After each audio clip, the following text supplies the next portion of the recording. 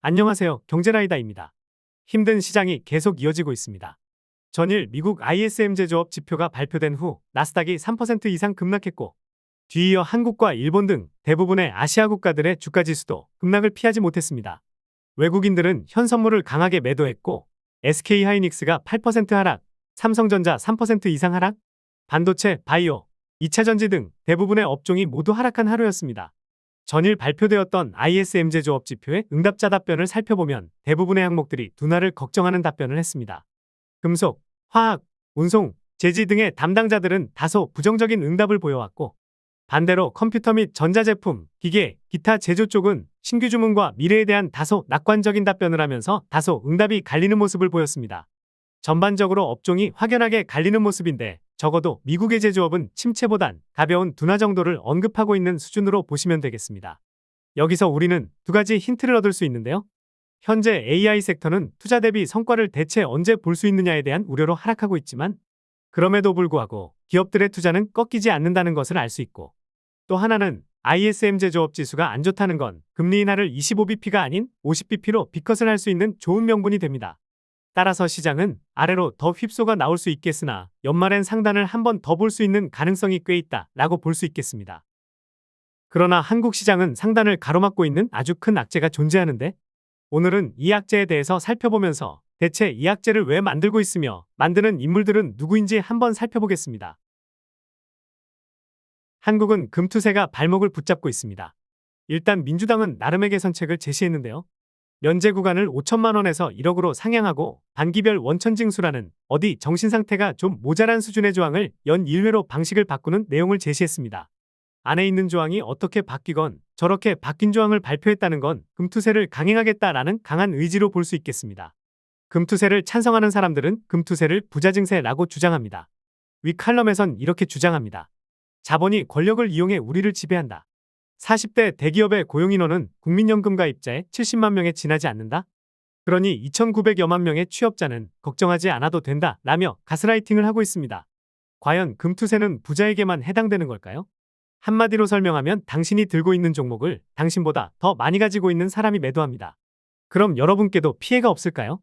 또 주식시장이 무너진다면 과연 공모주 그리고 상장을 꿈꾸며 달리는 스타트업들에게 누가 투자를 할까요?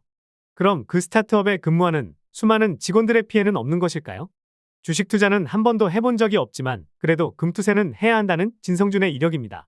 금투세를 밀어붙이는 인물들은 아쉽게도 우리처럼 직장에서 정상적으로 근무해본 경험이 없습니다.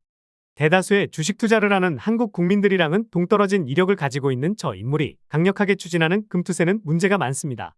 부자증세라고 주장하는 저들은 되려 정말 큰 손이 비밀리에 돈을 긁어 모으는 사모펀드는 감세를 해줍니다. 10억 이상 초과 수익세율을 49.5%에서 27.5%로 무려 절반 가까이 감세를 해주는 정책이죠. 이들이 시행하게 될 금투세는 주식, 채권, 펀드, 파생상품 등에 투자해서 발생하는 소득에 대해서 3억 미만은 22%, 3억 초과분은 27.5%의 세금을 부과합니다. 그리고 사모펀드 가입 최소 금액은 무려 3억 원입니다. 그리고 대부분의 주식 투자자는 1억 미만의 투자금을 정말 어렵게 모으고 모아서 투자합니다. 주식형 사모펀드 또한 위험에 빠집니다. 주식형 사모펀드의 경우 10%에서 20%를 운용사의 성과보수로 내고, 그리고 세금을 50% 가까이 내면 실제로 펀드 가입자가 가져가는 수익금은 정말 적어지며 주식형 펀드 상품에 가입할 필요가 적어지게 됩니다. 그렇다면 큰손 투자자들이 빠져나간다고 봐야 하죠. 그러나 사모펀드는 주식형만 있는 것이 아닙니다.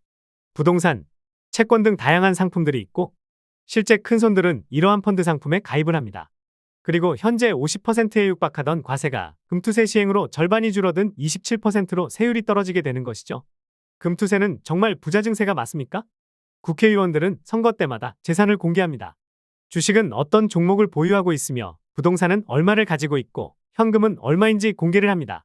그러나 사모펀드에 가입했을 경우 가입 금액은 얼마이며 얼마의 수익을 보고 있는지 공개가 될까요? 공개하지 않습니다.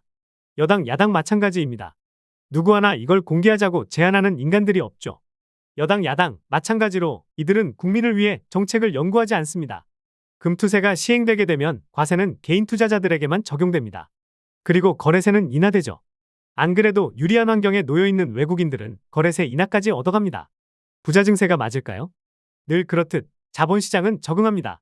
방법을 찾아낼 것이고 다른 길을 찾아낼 가능성이 높습니다. 그러나 불필요한 악법에 국민들의 저항도 반드시 필요해 보입니다. 오늘은 다소 무거운 주제에 대해 영상을 제작했습니다.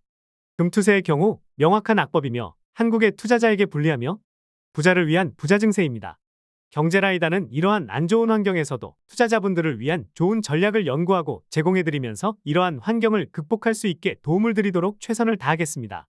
경제라이다는 개인 투자자에게 필요한 정보와 전략을 제공해드리고 있습니다.